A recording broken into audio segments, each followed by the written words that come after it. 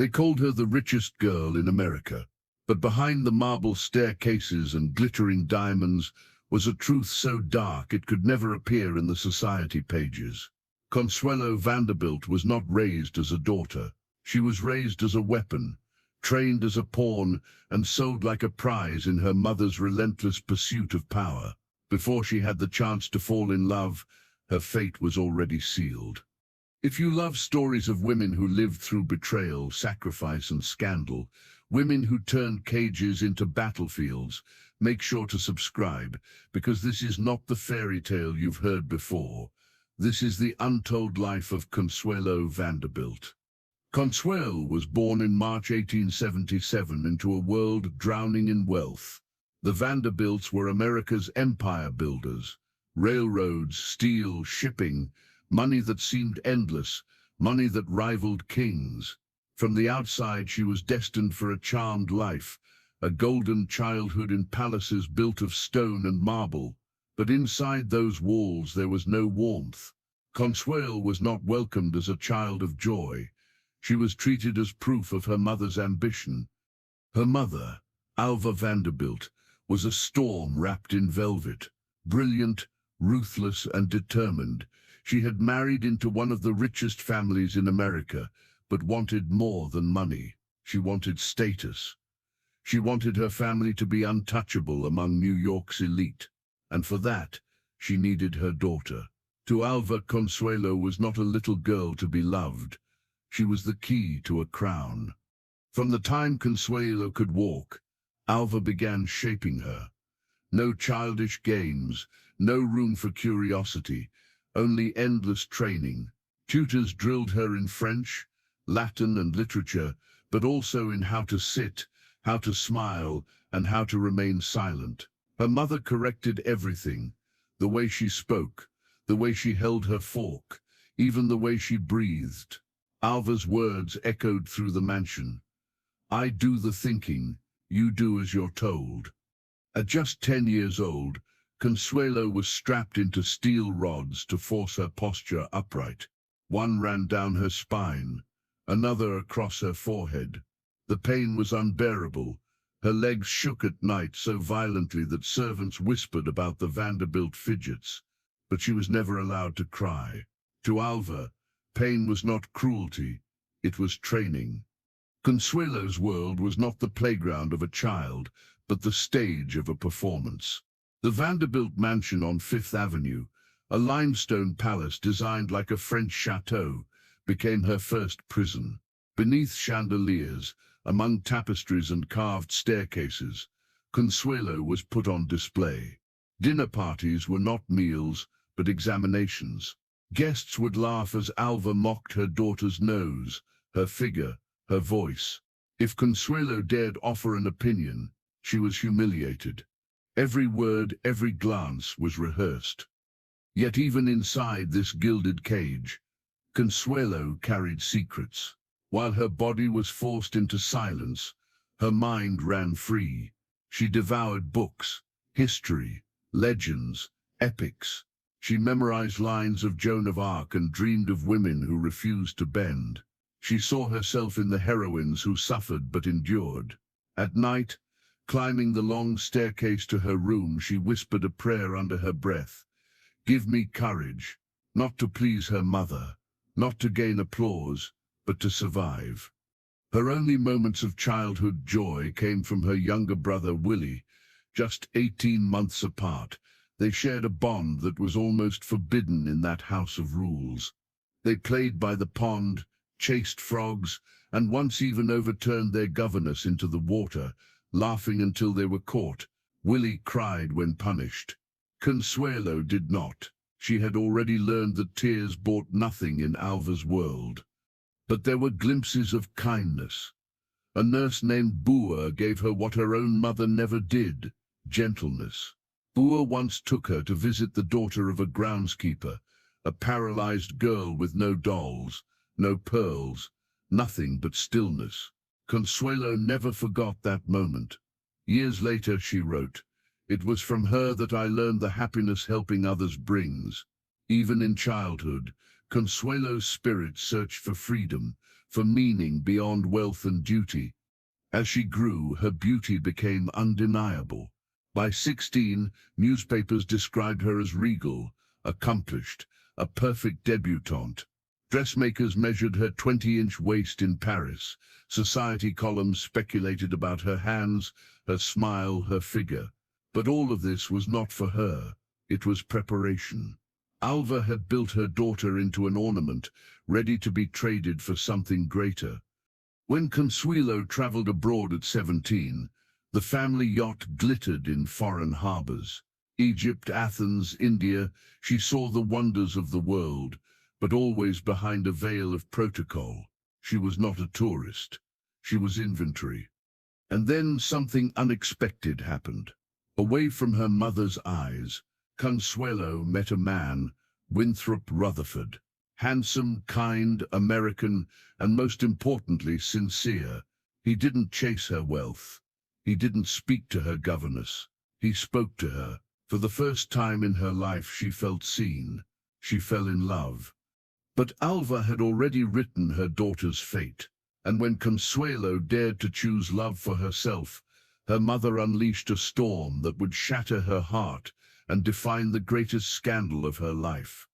For the first time in her carefully caged life, Consuelo Vanderbilt felt what it meant to be free.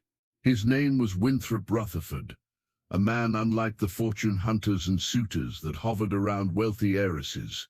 He was not a title chaser, not a desperate European aristocrat looking for Vanderbilt millions. He was simply kind. When he looked at her, he saw not a duchess in training, but a young woman aching to be understood. Their paths crossed during the Vanderbilt family's travels abroad. Some said it was Paris, others whispered Cairo. The exact city faded in time, but for Consuelo, the memory never did. In gardens, in quiet corners, in libraries away from watchful eyes, they found each other.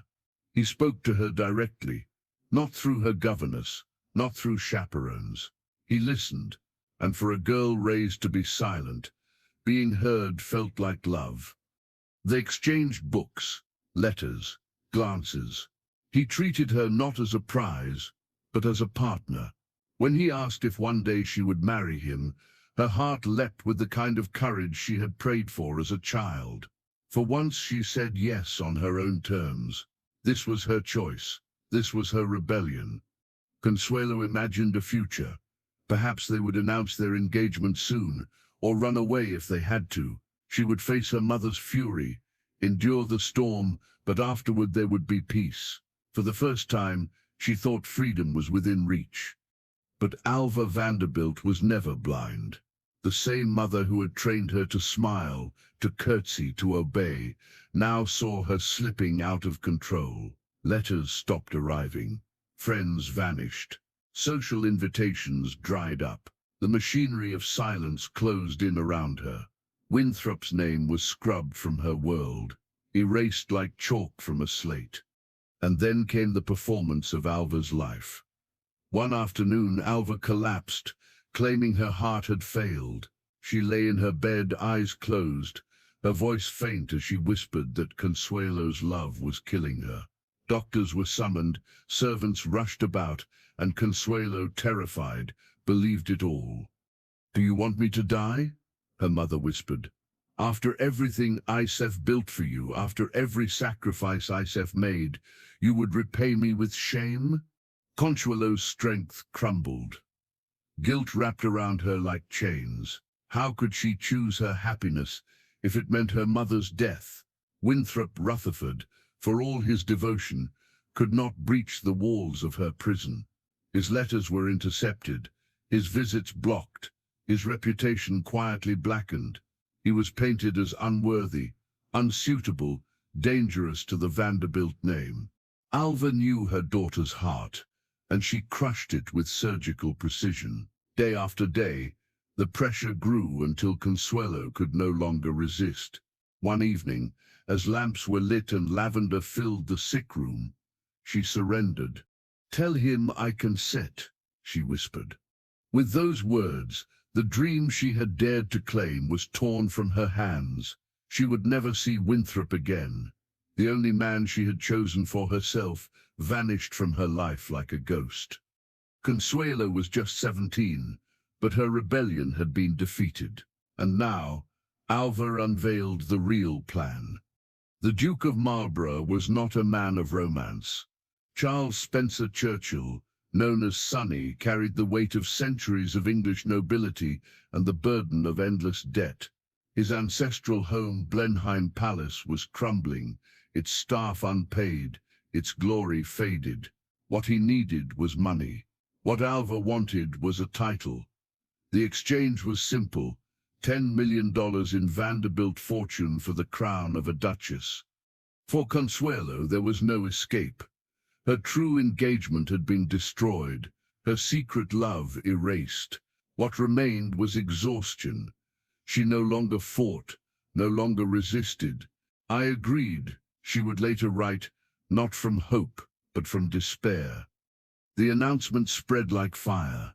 Newspapers across 2 continents splashed her face on their front pages. They called her the Dollar Princess, the richest bride in the world. Her waistline, her smile, the cut of her chin, all were catalogued like livestock. To society, it was a triumph. To Alva, it was victory. To Consuelo, it was survival. Suitors lined up in Paris, in London, in New York. Some wrote verses, others sent roses, but none of it mattered. The decision had already been made. Her fate had been signed in ink. When she met Sonny, the Duke, their conversations were stiff, polite, hollow. He praised her posture. Her mother beamed. She drifted through fittings like a paper doll, the lace and tiaras pressed onto her body like chains. By November of 1895, New York buzzed with anticipation. They called it the wedding of the century. Guests filled St. Thomas Church, opera glasses raised, necks craned. Police blocked off Fifth Avenue as thousands crowded to glimpse the girl sold for a crown. But upstairs, locked in a room, Consuelo sat in her wedding gown, her eyes swollen from tears, her gloves limp in her lap. She had thought of running that morning, of disappearing into the streets, of catching a train and fleeing to freedom. But where could she go? Winthrop was gone, her father silent, her mother triumphant, and the world, the entire world, was waiting. When the doors finally opened, the orchestra thundered, the crowd gasped, and the young Heiress walked forward on her father's arm. Behind the veil, no one saw her tears. They saw only the triumph of wealth and title. She had not married a man. She had married a dynasty. And in that moment, Consuelo Vanderbilt disappeared. In her place stood the Duchess of Marlborough, a title bought with fortune, enforced with betrayal, and sealed with sacrifice. But the scandal had only just begun. The wedding of the century was over, but for Consuelo Vanderbilt, the true sentence had just begun. There was no honeymoon of romance, no escape into tenderness. Instead, the new Duchess of Marlborough boarded a cargo ship bound for Europe, not a vessel of luxury, but one suited for freight. The Atlantic was merciless, the sea rough. Her husband, pale and distant, spent the voyage ill, leaving her to nurse him quietly in silence. It was a crossing that seemed to last forever, each wave reminding her how far from home she had already drifted. Spain was their first stop. Madrid greeted them with icy winds, Seville with solemn streets, Granada with haunting silence. Cathedrals loomed heavy with gold and grief. Consuelo, still only 18, saw not passion but shadows. She felt like a ghost in cities alive with history. When they reached Rome, her own body gave out. She fell ill, pale and weak, a doctor whispering she might have only months to live. The diagnosis was wrong, but the terror was real. She was too young to die, and yet she felt she had not truly begun to live. By the time they reached Paris, her husband had recovered. He oversaw the completion of her trousseau, gowns heavy with velvet, feathers, jewels, a diamond collar so tight it cut her throat, tiaras that left her temples throbbing. She did not choose them. She complied. The girl who once loved books and whispered for courage now stood motionless as fabric and jewels were draped upon her like armor. And then came England. The arrival in London was as ceremonial as a royal procession. Carriages rolled through the city. Servants bowed. Introductions were stiff and cold. Her new relatives, the Churchill-Hamilton clan, studied her like a specimen. They smiled politely but judged quietly. They did not like Americans, but they liked American money. She was not seen as a bride, but as a transaction completed. Finally, the gates of Blenheim Palace loomed ahead. Rising from the Oxfordshire woods, the ancestral home of the Dukes of Marlborough stood like a fortress carved from golden stone. Queen Anne had gifted it centuries earlier as a monument to victory. Now it was a crumbling giant, glorious but cold, a palace more mausoleum than home. As she crossed the threshold, servants lined the halls but avoided her gaze. Vast staircases wound upward. Portraits of dead dukes stared down from the walls. The rooms were immense, designed for armies of guests, not intimacy. The fireplaces roared into silence, unable to warm its emptiness. Blenheim was a palace of victories long past, and now it became her prison. Her husband Sonny kept his distance. He was courteous, polished, and indifferent. At breakfast he praised her posture. At dinner he commented on flowers, but there was no tenderness, no intimacy. They dined together, they appeared at court, they smiled at garden parties, but they lived as strangers. He slept in another room. She lived in silence. In public, Consuelo was admired. Newspapers called her elegant, graceful, the perfect duchess. She curtsied at royal events, her gowns dazzling, her manners flawless. But in private, she was erased. I became, she would later write, an ornament to a house built for someone else's triumph. Motherhood, when it came, was supposed to bring comfort. Instead, it brought another kind of loss. When she gave birth to her first son, John, the house erupted in celebration. Bells rang across villages, telegrams flew to London, champagne flowed among the staff. But the celebration was not for her. It was for the heir she had delivered, the future Duke of Marlborough. Consuelo lay in her room, aching, exhausted, but barely acknowledged. She was not permitted to hold her baby as she wished. A nanny was installed immediately. Tradition cited. A mother must not spoil an heir. She could see him at intervals, but never as she longed to. Never as a mother, only as a figure on display. She had given them what they wanted, but not what she needed. When her second son, Alva, was born, the pageantry was smaller. He was a spare, not an heir. But to Consuelo, he was no less precious. For the first time, she felt closer to motherhood. She sat by his cradle, whispered to him, held him a little longer before the rules returned, and nannies once again intervened. The contrast between her public image and private pain was cruel. Society hailed her as the most admired duchess in England. Artists painted her, newspapers praised her beauty. To the world she was a triumph, but inside Blenheim she was fading. She passed her husband in corridors like a stranger. They nodded like acquaintances, posed for portraits as if acting out a play, but never touched, never truly spoke. Her life had become a performance, perfected for public eyes but empty in private. She once described it with chilling simplicity. My husband was invariably courteous, but there was no companionship. And so the young woman who had once prayed for courage found herself alone in a palace of gold, a duchess admired by millions, yet invisible in her own life. But even in the silence of Blenheim's endless halls, something inside her refused to die. Slowly, quietly, Consuelo began to discover a purpose beyond titles, beyond appearances, a spark that would one day turn the ornament of Blenheim into a force no one expected. The golden walls of Blenheim rose around her like a monument to someone else's glory. Every morning, Consuelo walked through corridors lined with centuries of ancestors, their oil-painted eyes watching her as if to remind her that she was only a guest in their story. She had delivered an heir. She had played the Duchess with flawless grace, but within those endless stone walls, she was fading. Her husband, Sonny, had little interest in conversation beyond duty. His words at the dining table were measured, his tone polite but empty. There were no gestures of affection, no moments of warmth. For appearances, they stood side by side at royal gatherings, waving to crowds that adored them. But once the carriages pulled back into the courtyard and the doors shut, silence fell between them like a curtain. Consuelo learned to mask her loneliness. She became adept at smiling in photographs, curtsying with practiced elegance, and holding her chin just so.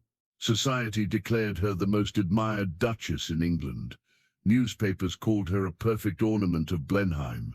But behind closed doors, she wrote in her diary words that bled with sorrow. I was a prisoner, admired and invisible at once.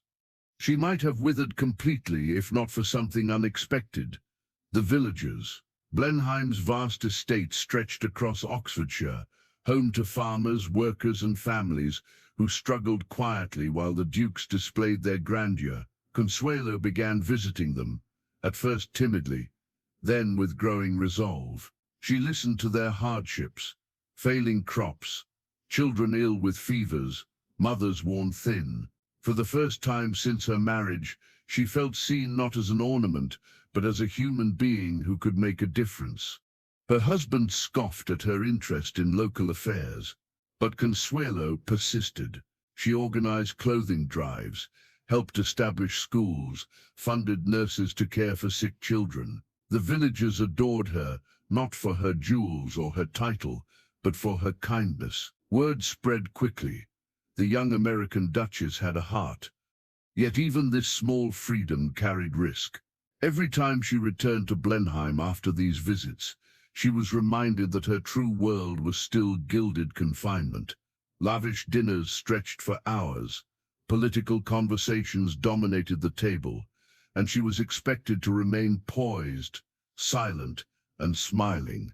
At night she lay awake, listening to the ticking of the great clocks, each chime echoing like years slipping through her fingers. Her mother, Alva, wrote letters from New York, always proud, always commanding. She praised Consuelo's elegance, reminded her of her duty, and scolded her if gossip hinted she had failed to shine brightly enough at court. Consuelo read those letters with a mix of pain and resignation. To defy her mother was unthinkable. To please her was impossible. There were moments, however, fleeting, when Consuelo's spirit broke through the silence. She loved to read, and in secret she devoured books about history, politics and reform. She attended charity galas, not for their glamour, but to connect with other women who shared her desire to change society. Slowly, she built friendships beyond the suffocating walls of Blenheim. But scandal never slept in the Gilded Age. Whispered rumors trailed her footsteps. She was too kind, too modern, too American. Some said she cared more for villagers than for her husband. Others hinted she carried sadness in her eyes that no diamond tiara could disguise. The very society that praised her beauty also relished the possibility of her failure. Motherhood brought both joy and despair. She adored her two sons, John and Ivor, but the rigid customs of the English aristocracy kept them at a distance. Rules dictated that the heirs be raised by nannies and tutors, their mothers little more than ceremonial figures. Consuelo tried to bend those rules, to slip into nurseries unannounced, to kiss her children goodnight when no one was watching. But more often, she was ushered out, reminded of tradition. The heartbreak of being a mother denied her children weighed heavier on her than all the jewels she wore. Sonny, meanwhile, grew more ambitious. He sought influence in Parliament, pursued political power, and entertained alliances that had nothing to do with his marriage. Their conversations turned colder still, their lives running on parallel tracks that never touched. She was expected to remain silent, to be grateful, to serve as his perfect duchess. But deep inside, Consuelo began to feel the stirrings of rebellion. It began with small acts. She insisted on hosting gatherings for charitable causes instead of endless society balls. She spent time with reformers who spoke of women's rights, education, and suffrage. She began to see that her role as Duchess could be more than a golden cage. It could be a platform. She had been sold into this life, yes, but perhaps she could use it to serve a purpose greater than appearances. Still, the loneliness of her marriage was inescapable. At night, walking alone through Blenheim's cavernous halls, she would pause before portraits of women long dead, duchesses who had endured their own gilded prisons. She wondered if they too had longed for freedom, if they too had buried their dreams beneath titles and jewels. In public, she remained a figure of perfection. At royal banquets she sat among kings and queens, her diamond tiaras dazzling under chandeliers.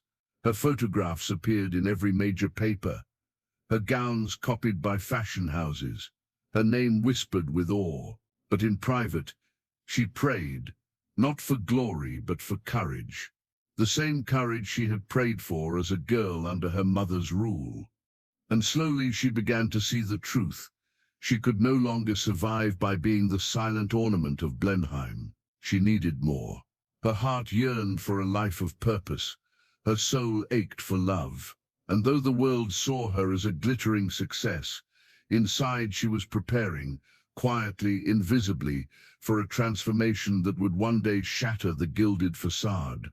The Duchess had learned to live inside silence, but silence cannot hold forever. By the turn of the century, whispers began to circle around Blenheim's marble halls. Consuelo's beauty was still admired, her gown still envied, but society was changing, and her place within it began to tilt. In London, the air was shifting with new ideas. Women speaking of suffrage, journalists printing stories of inequality, reformers daring to challenge the old order. Consuelo, still only in her 20s, found herself drawn into those conversations. She spoke softly at first, a careful guest at luncheons where bold women argued about politics. But soon she was hosting her own gatherings, raising funds, lending her name to causes that had nothing to do with jewels or appearances. Her work in hospitals, schools, and housing reforms began to be noticed. Newspapers that once celebrated her as a fashion icon now wrote of her efforts to ease poverty. And while some praised her, others sneered. What business did a duchess have meddling in such matters? To them she was a decorative figure stepping out of place. To Consuelo, it was the first taste of freedom. But freedom carried its cost. Her marriage to Sonny, already fragile, began to splinter. He wanted a duchess who smiled and obeyed, who polished his image in Parliament and never stirred controversy. Instead, he found a wife who was admired not for him, but for herself. He resented her popularity, her causes, even her compassion. Behind closed doors, arguments grew sharper. Cold words filled the air where silence once stood. And society, always hungry for scandal, began to notice. Rumors spilled into gossip columns. Whispers of a duchess trapped in a loveless marriage. Questions about Sonny's coldness. Speculation that Consuelo's friendships with reformers, even with certain men sympathetic to her struggles, hinted at something more. Consuelo knew the dangers. A woman in her position could not risk scandal without paying dearly. Yet she also knew she could not continue living only as her husband's ornament. She poured herself into her charitable work with a devotion that shocked many of her peers. When coal shortages struck poor families in winter, she funded supplies. When children starved in nearby villages, she raised money for food. Her heart belonged not to the palace halls, but to the people outside its gates. Still, the loneliness clawed at her. Sonny grew more distant, retreating into politics, travel and distractions that only widened the gulf between them. At dinner, he sometimes spoke to her as if she were part of the furniture, an object in the grand design of Blenheim. She endured, but each passing season made endurance harder. Her mother, Alva, remained a powerful shadow, even from across the ocean. Alva continued to write letters filled with judgment.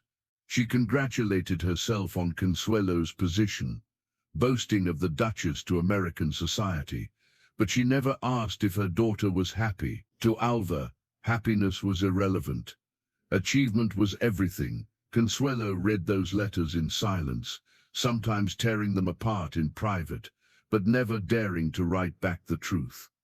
In these years, her children became her anchor.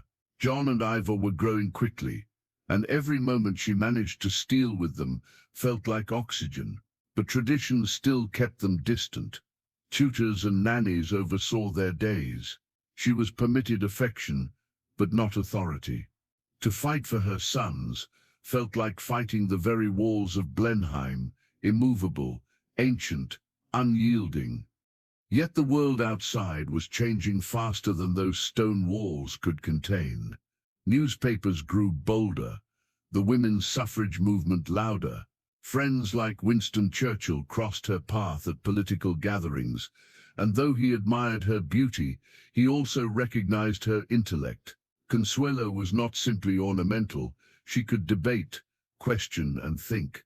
That realization, shared by others, fueled the quiet rebellion growing inside her. But even as she gained strength, the scandals grew sharper. London society, ever watchful, began whispering about Sonny's rumored affairs. Some said he sought companionship elsewhere. Others claimed he had never truly loved his American bride. Consuelo, though humiliated, maintained her poise. She knew the cost of public disgrace would fall not on him, but on her. Behind closed doors, however, she began to dream. Dream of a life beyond Blenheim, beyond Sonny, beyond her mother's grip. She thought of her youth, of the love she once felt for Winthrop Rutherford, stolen from her by force. She thought of what it might mean to choose for herself, not out of duty, but out of desire. This longing began to shape her actions. She traveled more often under the guise of health or charitable work, and each journey away from Blenheim felt like a step toward freedom. On one such journey, she met men and women who treated her not as a duchess but as a person. Their laughter, their honesty, their simple companionship reminded her of what life could be outside the rigid cage of titles. And then came the whispers of her own, whispers that perhaps she too had found comfort in friendship that leaned closer to love. Historians would debate the truth, but what mattered was how society devoured it. The Duchess, admired for her beauty, the Duchess admired for her charity, was now the Duchess whispered about for possible betrayal. It was unfair, Consuelo knew. Sonny's neglect was ignored, her kindness twisted into suspicion, yet she did not bend. If anything, the rumors only strengthened her resolve. She realized the world would talk regardless. If they insisted on writing her story, perhaps it was time she began writing it herself. By the first decade of the new century, her marriage was more fragile than ever. Publicly, she still played her role. Tiaras glittering, gowns flowing, smiles perfected. Privately, she stood at the edge of a decision that could cost her everything: the crown, her children, her reputation. But her spirit, once caged, was stirring too strongly to be silenced again. She had been sold for a title, sacrificed for her mother's ambition, imprisoned in the grandeur of Blenheim. Now slowly the Duchess was beginning to imagine a scandal greater than any whispered in London, the scandal of choosing herself. And that choice, once it came, would shake both the palace and the society that had watched her so closely for so long. The Duchess stood at the edge of her own life, a silent observer of a world that had defined her since childhood. Blenheim's corridors, once intimidating, now felt suffocating. Each gilded ceiling, Each polished marble step reminded her of choices made for her, not by her. The whispers of scandal that clung to her name no longer frightened her. They emboldened her. Something inside her had shifted. Sonny, Duke of Marlborough, remained an aloof figure in her daily life. He moved through politics and society with an entitlement carved deep into his bones. Yet at home his words were colder, sharper, more distant. They shared appearances, meals and children, but not a marriage. By now even their children sensed the distance. John and Alva would sometimes glance between their parents, puzzled by the absence of warmth in the air. Consuelo longed to shield them from that chill, but her authority as their mother remained limited. In private moments, she found herself imagining what life beyond Blenheim could look like, not in passing daydreams, but in vivid detail. A smaller home filled with laughter, the freedom to travel without scrutiny, the joy of friendships unburdened by titles. For the first time in years, she dared to think of happiness not as a distant memory, but as a possibility. Her work outside the palace became her refuge. Hospitals, schools, housing reforms, they were more than causes. They were escapes, surrounded by people who needed her not as a duchess, but as a woman willing to help. She found herself again, and slowly, London society began to see her less as the decorative American bride and more as a force in her own right. But power came at a price. Sonny resented her influence, her popularity, her independence. At gatherings, he would belittle her opinions with a cutting remark, as though reminding her of her place. At home, he grew colder, sometimes cruel. Yet the colder he became, the warmer her resolve grew. The gulf between them had become a canyon, one she no longer cared to cross. By 1906, their marriage was crumbling publicly as well as privately. Whispers filled salons and drawing rooms. The Duke and Duchess of Marlborough lived separate lives. Some said Sonny's infidelities were well known. Others claimed Consuelo herself had grown too close to men she admired, intellectuals and reformers who treated her as an equal. Truth and rumor blurred together, but one fact remained clear: the marriage was dying. And then came Alva. Her mother, still powerful in American society, heard the rumors and reacted with fury. To Alva, scandal was weakness, and weakness was unforgivable. She wrote letters filled with threats, reminders of duty, commands to preserve the crown she had sacrificed so much to secure. "Your place is at Blenheim," she wrote. "You are a duchess, not a woman free to follow whims." But Consuelo had grown stronger than Alva imagined. She read those words and felt not shame, but rebellion. For decades, she had bent to her mother's will. Now she began to wonder if the greatest act of defiance was not silence, but truth. Behind closed doors, Consuelo confided in friends who encouraged her to break free. Women in the suffrage movement admired her courage. Reformers told her that her voice carried weight beyond palace walls.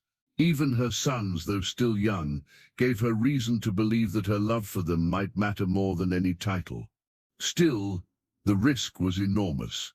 Divorce in that era was scandalous beyond measure, especially for someone in her position. A duchess abandoning her duke, society would devour her. She could lose custody of her children. She could lose her reputation. She could be cast out of the very world she was raised to serve.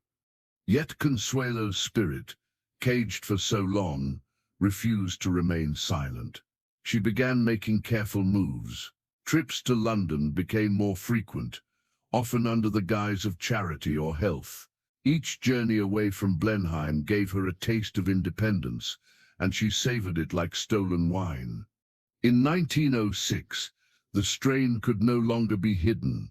Consuelo and Sonny separated, not officially at first, but in all but name. She lived increasingly in London, where she found companionship and purpose. He remained at Blenheim, absorbed in politics and personal pursuits. Society, of course, noticed. The Marlborough marriage had become an open secret, broken irreparable, waiting for the final scandal to make it official. It was in these years that Consuelo's courage crystallized. She became more vocal in her causes, more visible in public life. She attended suffrage meetings, supported hospitals, and spoke with reformers who valued her mind as much as her title. For the first time in her life, she felt ownership of her identity. Not Alva's daughter, not Sonny's Duchess, simply Consuelo. But her freedom would not come quietly. The prospect of divorce loomed like a storm. Newspapers speculated, aristocrats whispered, and Alva raged across the Atlantic. Consuelo's every move was scrutinized, her every friendship twisted into suspicion. Yet she did not retreat. Instead, she leaned into her strength, carrying herself with the same poise that once made her a society jewel. Only now it was her shield. By 1909, the cracks could no longer be denied. She had endured humiliation, neglect and sacrifice for more than a decade. Now she was ready to defy the very system that had bound her. The Duchess, who had once been sold for a title, was preparing to risk it all for her freedom. It would not be quick nor easy. Divorce battles were brutal, costly and merciless. But Consuelo had reached the point where remaining in chains was no longer possible. For years, she had lived the life chosen for her. Now she would fight, not just for her children or her causes, but for herself. The scandal that followed would ignite across London society, shaking the very palace her marriage had once been meant to secure. It was no longer a question of whether Consuelo would break free, but when and at what cost. And when the cost was finally counted, the world would never look at the Duchess of Marlborough the same way again. London in the years after 1909 was alive with gossip, and Consuelo Vanderbilt's name sat at the center of every whispered conversation. The Duchess of Marlborough, once the shining prize of America's Gilded Age and Britain's aristocracy, now stood on the edge of an unprecedented scandal. Her marriage to the Duke was not just broken, it was collapsing publicly. Every society hostess, every drawing-room gathering, seemed to echo with the same question: would she truly risk everything by seeking a divorce? The prospect alone was enough to rattle the foundations of Blenheim Palace. Divorce in that era was more than personal. It was a public battle, a trial of character, a dismantling of identity. For a duchess, it was nearly unthinkable.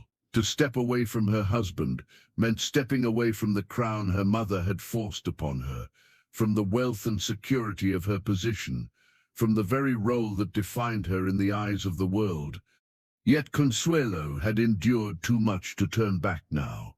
The indifference, the humiliation, the suffocating control, it had hollowed out her youth and stolen years she could never reclaim. Separation had offered her a taste of independence. Divorce promised freedom. Sonny, however, did not share her resolve. The Duke, proud and obstinate, bristled at the idea of his Duchess casting him aside. His own reputation was already strained. Rumors of affairs, financial recklessness, and political missteps had eroded the respect once owed to his name. To have his wife formally leave him would not only humiliate him further, it would brand him as a failure in the eyes of the very peers he sought to impress.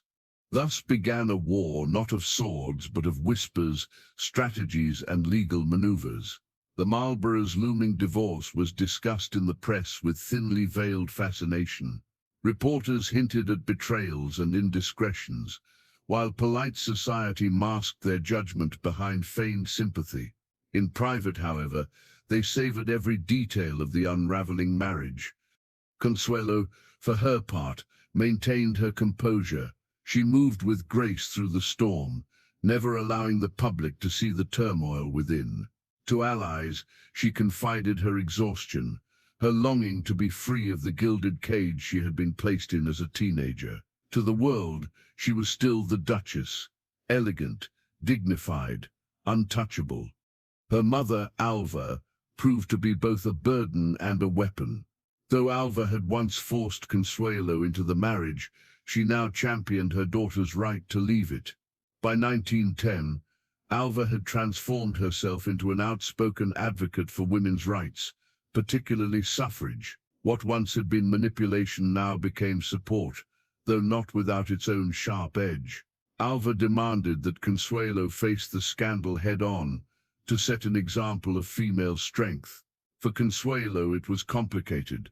Her mother's approval was a balm, but it also reopened old wounds of betrayal.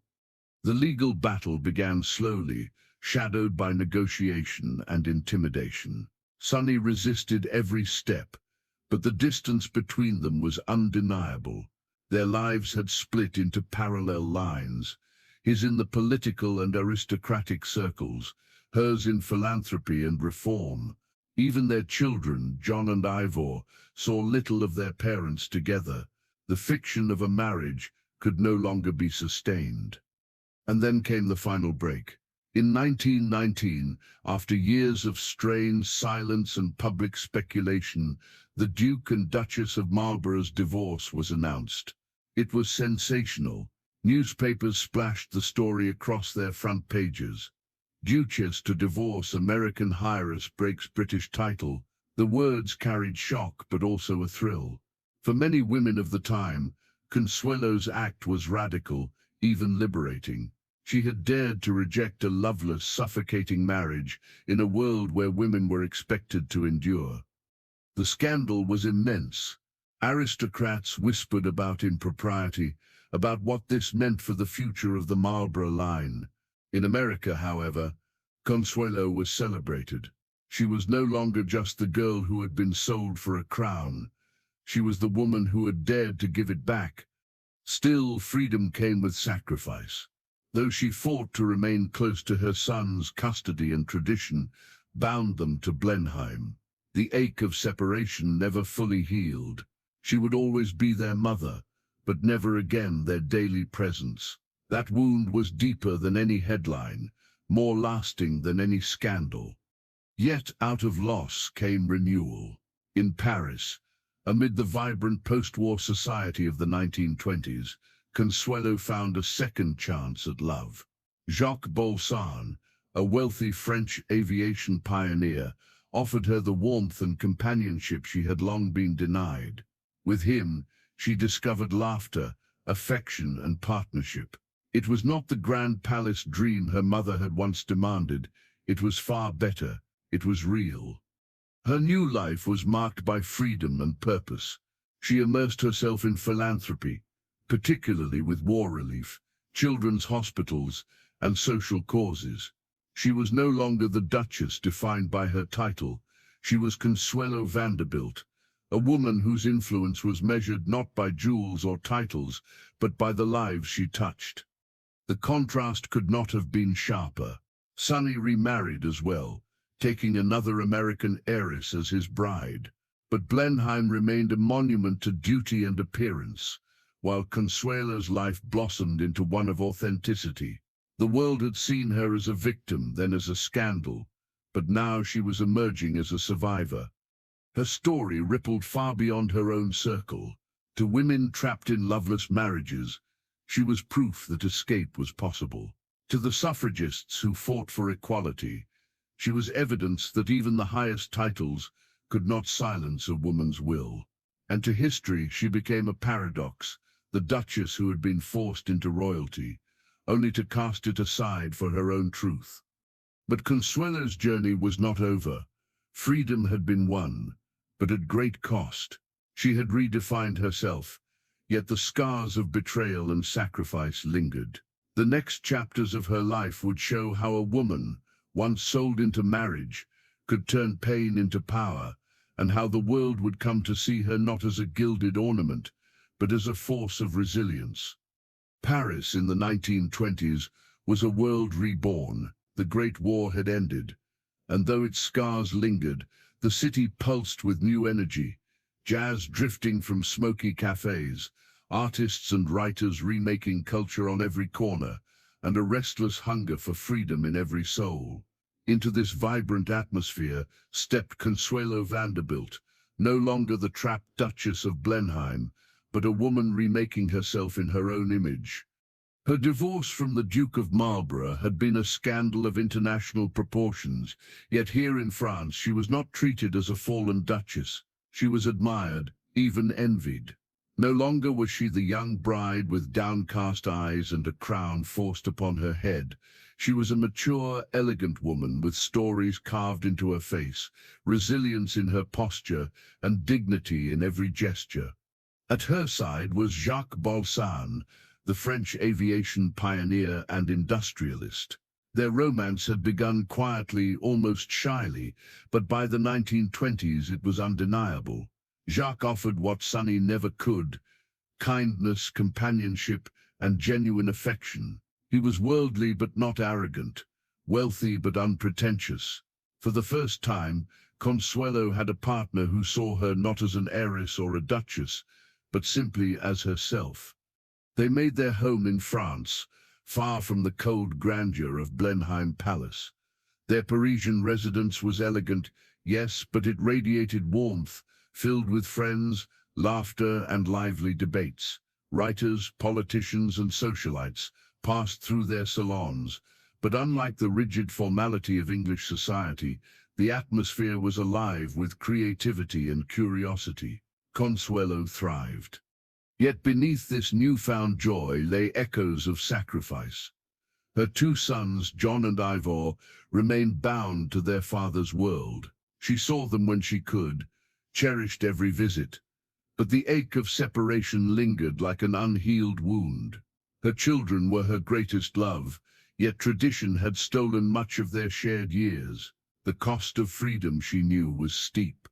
Still, she refused to let sorrow define her. Instead, she poured her energy into philanthropy. During the war, she had already served tirelessly in hospital relief efforts, organizing aid for wounded soldiers and devastated families. Now, in the interwar years, she expanded her focus to children's welfare and education. She raised funds, built institutions, and gave not just her name but her time. For many, the once gilded Duchess became a symbol of compassion. The irony was not lost on her. She had been sold into marriage as a prize, displayed in jewels and gowns to validate her mother's ambitions. But now she found purpose not in titles or possessions, but in service. She had traded the shallow applause of society for the quiet gratitude of those she helped. It was not glamorous, but it was real. As the 1930s dawned, whispers of instability once again swept through Europe. Economic collapse and political extremism loomed, and Paris, though glittering, carried an undercurrent of unease. For Consuelo, these years deepened her conviction that the true measure of a life was not wealth or title, but resilience and integrity. She had known opulence greater than queens, but also loneliness deeper than most could imagine. Out of both, she forged strength. It was during this period that she began to reflect on her life with greater intensity. Friends encouraged her to write, to share her extraordinary story. At first, she resisted. Too many wounds were still raw, too many betrayals still sharp. But the more she considered it, the more she realized her story was not just hers. It belonged to the countless women who had been silenced, sacrificed, or sold in the name of family duty. The book would come later, but the seeds were planted here in the quiet Paris evenings, in conversations with Jacques, in the memories that haunted her. She carried them all: the forced walk down the aisle at St. Thomas Church in New York, the cold halls of Blenheim Palace, the tears shed behind locked doors, the laughter rediscovered in Jacques' presence. They were fragments of a life both gilded and broken, and she was determined that they would not be forgotten. Meanwhile, her former husband, the Duke of Marlborough, pressed on with his own reinventions. He remarried, as did she, and tried to salvage his reputation through politics and heritage. But Blenheim itself told the truth. The palace remained magnificent but cold, a monument to appearances rather than happiness. Consuelo, in contrast, lived in spaces filled with warmth and love, Though they lacked the grandeur of dukedoms, the contrast was striking, and many could see it plainly. The Duchess had lost her title but gained her freedom. Her mother, Alva, lived long enough to see her daughter's transformation. Alva, ever the fighter, threw herself fully into the suffrage movement, becoming one of its most powerful voices in America. In a way, both mother and daughter had evolved, Alva from a social tyrant to a feminist leader, and Consuelo from a pawn to a survivor. Their relationship never fully healed, but it carried a strange symmetry. Both had endured, both had changed, and both had carved their marks on history. As the decade turned, Consuelo and Jacques began spending more time at their French estates, away from the bustle of Paris. Here, surrounded by gardens and countryside, she found peace she had never known in her youth. Friends recalled her serenity, her gentleness, her ability to listen. She was no longer the frightened girl forced into a crown. She was a woman who had walked through fire and emerged not unscarred but unbroken.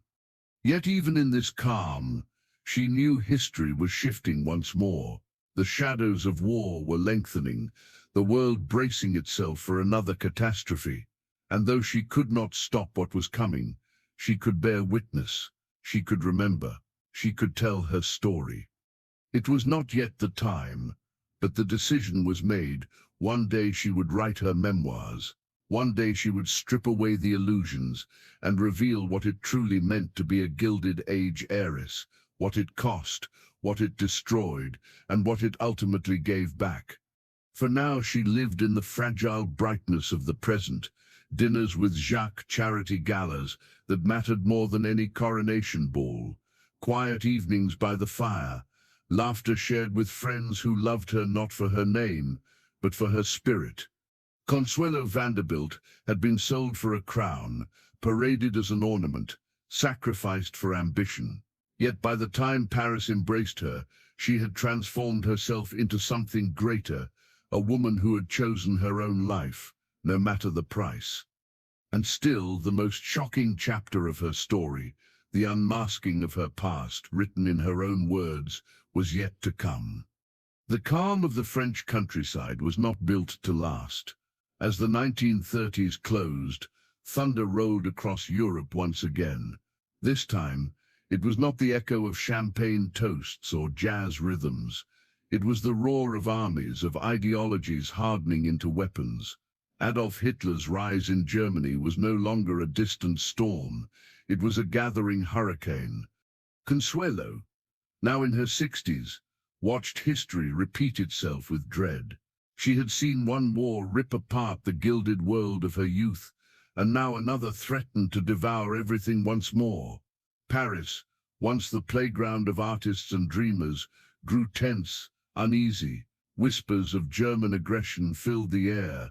Jacques Balsan, her husband, understood the danger better than most.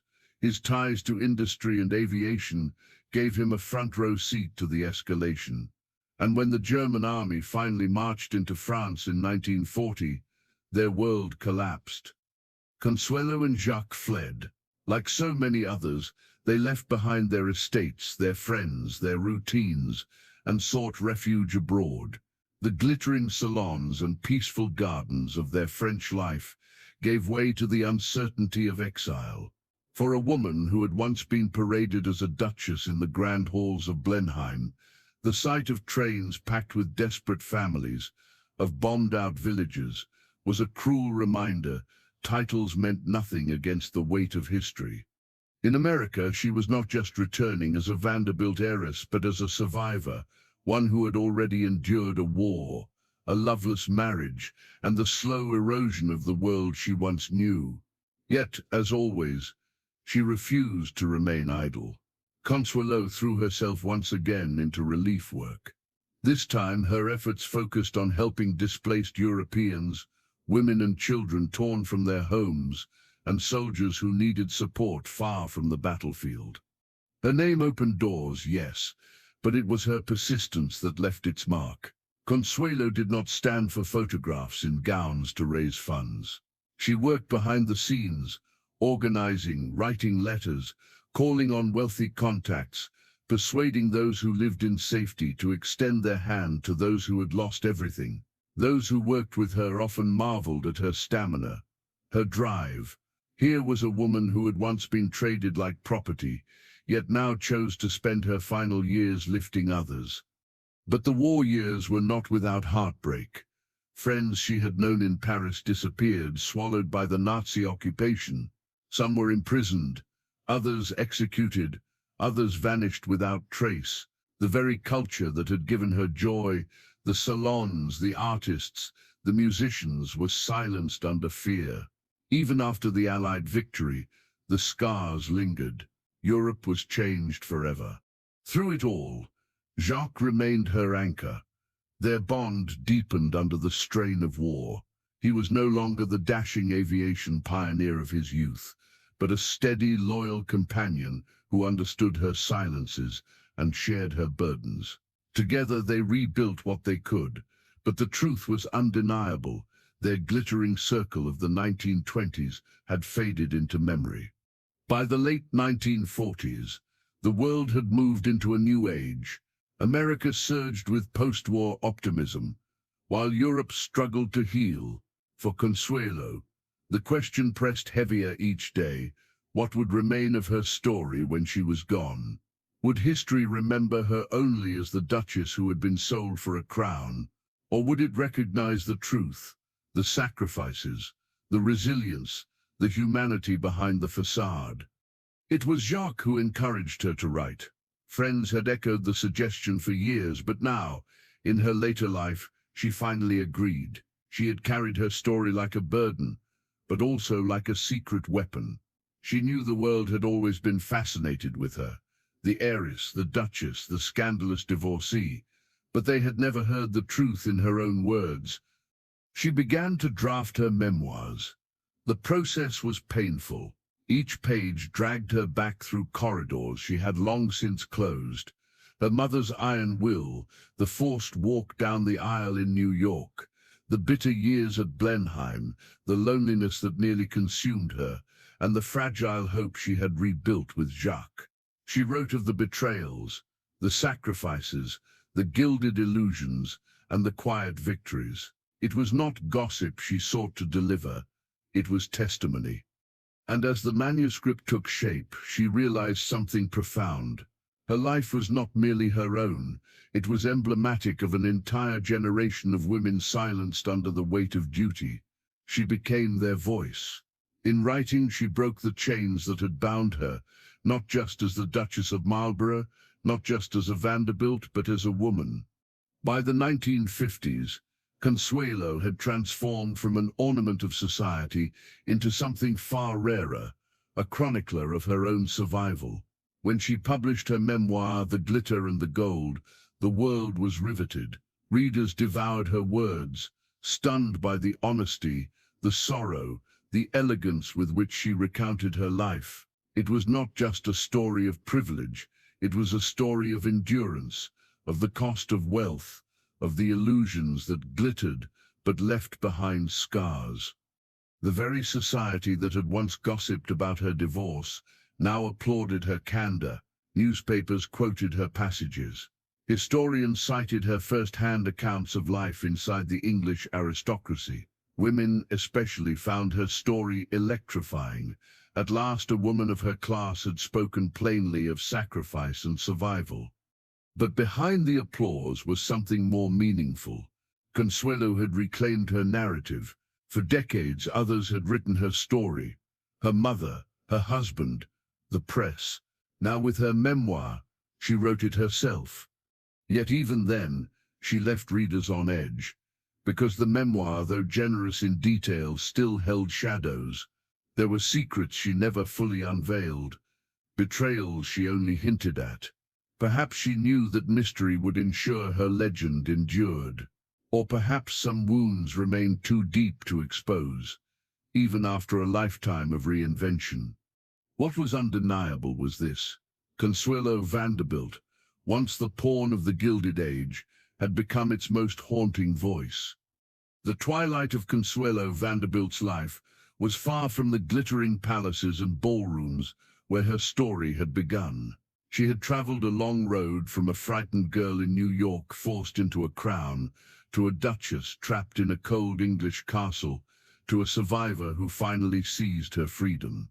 By the time the 1950s and 60s came, the Gilded Age was gone, its tycoons and heiresses reduced to history books. Yet Consuelo remained, an echo of that vanished world, living proof of both its grandeur and its cruelty. She spent her final years quietly, often in France with Jacques Balsan, the man who had given her the gift of companionship without chains. Together they retreated into a rhythm of gardens, books and travel. For Consuelo, the peace was a long-awaited reprieve. She was no longer defined by the expectations of her mother, the obligations of Blenheim or the headlines of society columns. She was simply Consuelo.